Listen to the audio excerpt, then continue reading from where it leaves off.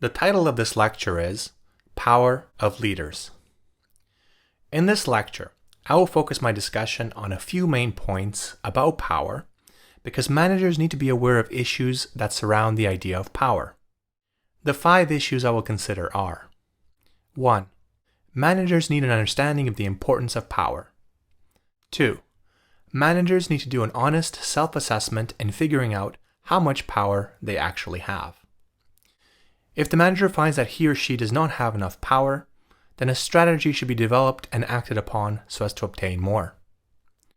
3.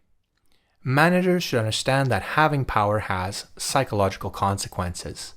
Specifically, there needs to be an understanding of the mental change someone can undergo as a result of having power. 4. Managers need to be aware that there will be people who oppose those with power and why the issue of being against power doesn't make sense. My first point deals with the importance of having power. Power sometimes has a negative connotation, but actually, a positive way to view it has to do with the fact that having power increases freedom. The definition of freedom actually has the word power in it, and it is the power or right to act, speak, or think as one wants without hindrance or restraint. So freedom is about doing things that one wishes and exerting one's will. As for power, the definition of power states that it is the ability to do something or act in a particular way. So it seems that the definitions of power and freedom are somewhat similar. Additionally, managers can use their power to accomplish things, but also defend their objectives against attacks and other threats. At a more basic level, holding a group together is actually a function of the leader's power. Without power, the members of the group may leave. However, with power, the leader is able to exert costs on those that wish to leave the group, and as such, group members choose to stay. My second point deals with knowledge that managers should have regarding how much power they actually possess. For the managers that do not have enough power, then they should at least know or figure out how to get more. This is what I will elaborate on. How to get more power. The process of obtaining power is actually a process of obtaining authority. For a manager to have power, the manager needs a solid grounding of authority. A way to do this is to develop professionally by taking courses that enhance the expert knowledge base. Doing this, in combination with gradually increasing the level of assertion that one displays, should be effective. In addition to the subordinates noticing the changes, the organization is likely to award more power to someone that does this.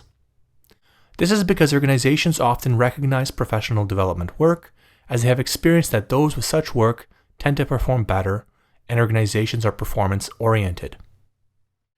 Third, many people intuitively know that power can affect the psychology of the person who has it. Managers should be familiar with this idea, that is, they should know that the effects of power affect a leader's psychological development. To demonstrate this, I'll provide an example where there is positive psychological development that arises out of having power. Let's say a manager asks something of his subordinates. Let's assume that the subordinates go beyond the call of duty to listen and do more than is requested. The manager sees this willingness the subordinates have in regards to listening to his or her directions. The manager then tries to understand why the followers are more than willing to follow him, and reasons that they must be acting this way as a result of the manager's own personal charisma. This rationale leads the manager towards increased confidence, which results in behavior that is more disinhibited. As people notice this newfound confidence, they like it, and they reply with positive remarks. This cycle repeats, and the manager's confidence grows. As power can create positive effects in a person's psychology, it's important to not forget that negative effects can also be developed. The fourth and final point in regards to power has to do with the need for managers to realize that others have issues with people in a position of power. The people who have issues with people that have power are usually afraid of the potential for the misuse of power, or the dark side of power. Though this is the case often, there is a way to make an argument for power. To start off with, the manager can talk about regulation of power. The manager can describe how the monitoring, control, and regulation of power works to prevent negative outcomes. This argument is probably not enough to dissuade those with a view against class structure, hierarchy, and power. So the manager will need to find examples of great goals which have been achieved by those in power. The key is, for great things to be accomplished, power is required. Additionally, the manager can look at emergency and crisis situations where people in a position of power were able to resolve. Most people want emergencies, catastrophes, conflicts, and crises to be resolved, and will have a tough time to counter-argue that it does not require power to resolve these.